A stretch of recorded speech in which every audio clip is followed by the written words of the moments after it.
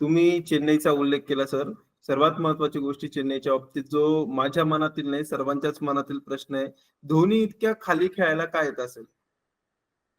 याचं उत्तर असं आहे, की धोनी फॅन्स साठी असं बऱ्याच वेळा फॅनचं एवढं प्रेशर आहे किंवा तो फॅन सपोर्ट म्हणा की ते फॅनमुळे धोनी मैदानात उतरतोय. धोनी फक्त मैदानात उतरतोय ह्याच्यासाठीच लोक खुश आहेत. तर बरोबर. सीएसके साठी उतरतोय. सीएसके ला गरज आहे. सीएसके ला धोनीची गरज आहे का ऍज अ प्लेयर म्हणून? का फॅनला गरज आहे? तर ह्याचं उत्तर माझं असं आहे, की धोनी ह्याला फॅनची जास्त गरज आहे असं वाटतंय. फॅनला धोनीची गरज आहे. कारण तुम्ही जर बघितलंत तर मॅच बघताना तुम्हाला वाटतंय की धोनी खेळतोय, वा वा वा व्हेरी गुड. धोनीकडे बॉल गेला, सगळे टाळ्या वाजवतात.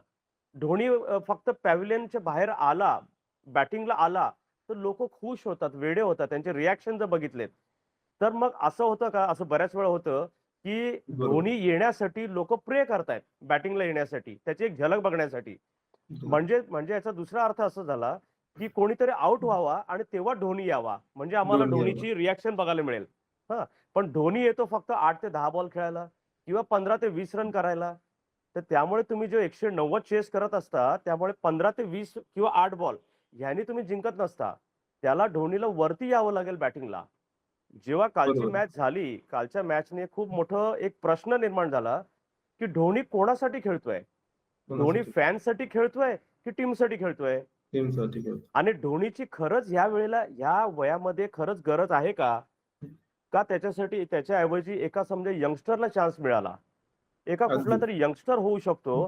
त्याने जर परफॉर्मन्स केला सीएसके मधनं, कदाचित तो पुढे इंडियाला खेळू शकतो. तो एका यंगस्टरची पण जागा जाते. तो हा पण विचार, पण बरोबर. तो फॅनचा एवढा मोठा प्रेशर किंवा त्यांचं जे एक कमर्शियल एक हे असतो, एक कमर्शियल एक अँगल असतो, की बरोबर. धोनी नसेल तर काय होईल आणि धोनी असलं तर काय काय होईल? होतंय? तुम्ही फार महत्त्वाचा प्रश्न उपस्थित केलाय, कारण मला सुद्धा असं वाटतं, की जे काही रिपोर्ट्स आहेत त्यानुसार म्हणजे धोनी फक्त चेन्नईच्या ब्रँड व्हॅल्यूसाठी नाही, तर एकंदरीत आय-पी-एलसाठी सुद्धा फार महत्त्वाचा आहे. म्हणजे धोनी जेव्हा बरोबर. बॅटिंग करायला उतरतो, त्यावेळेस प्रेक्षक संख्या वाढते. अनेक अर्थाने म्हणजे जे आर्थिक गणित आहे बी-सी-सी-आयचं त्यासाठी धोनी फार महत्त्वाचा ठरतो. तर अशा वेळेस धोनीला अजून तेवढा सक्षम पर्याय जो इतका क्राउड पुलर आपण ज्याला म्हणू, तर तेवढा मोठा क्राउड पुलर सध्या नाहीये का सर? काय वाटतं तुम्हाला? बरोबर आहे. कारण धोनी 2020 ला आंतरराष्ट्रीय क्रिकेटमधून निवृत्त झाला पूर्णपणे. बरोबर. तर त्याच्यानंतर 5 वर्ष झाली आहेत. आज धोनीचं वय जर बघितलं 43 वर्षाचं आहे. 43 वय झालं. बरोबर. आणि त्याच्यासाठी म्हणजे हे सगळं जे दिसत होतं, इव्हन त्याला काय म्हणतात त्याला, त्याला जो ह्या वर्षी जो प्लेयर म्हणून घेतला, त्या कॅटेगरीमध्ये जो प्लेयर घेतला त्याच्यासाठी एक स्पेशल कॅटेगरी करण्यात आली. बरोबर. आणि म्हणजेच आता तू जे म्हटलंस ते अगदी बरोबर आहे, की बी-सी-सी-आय, मार्केटिंग, त्याचं एक ब्रँड व्हॅल्यू, म्हणजेच तो फॅनसाठी झाला, असं असं होतंय. तो क्रिकेटसाठी झाला का? तो क्रिकेट. साठी तो हे होतोय का? साठी ॲज अ प्लेयर म्हणून होतोय का?